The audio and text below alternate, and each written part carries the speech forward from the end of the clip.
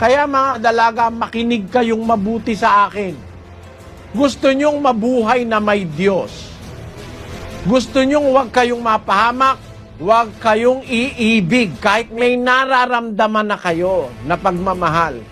Huwag nyong itutuloy pagka ang naiibigan ninyo ay nagdadala-dalawa o nagtatatlo-tatlo ng nobya, masamang tao yan sa harap ng Diyos.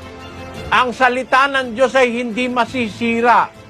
Ang langit at ang lupa ay masisira. Ang salita ko'y hindi masisira. Sabi ng Panginoong Jesucristo, ang salita ko'y hindi lilipas.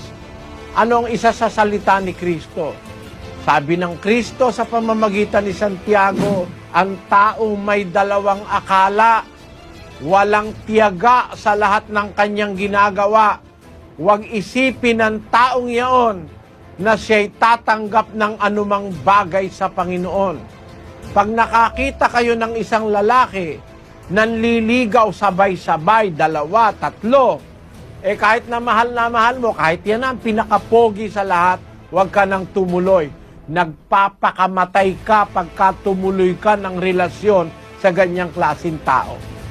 Kasi yung tao na yan hindi sasamahan ng Diyos, hindi tatanggap yan ng anumang bagay sa Panginoon.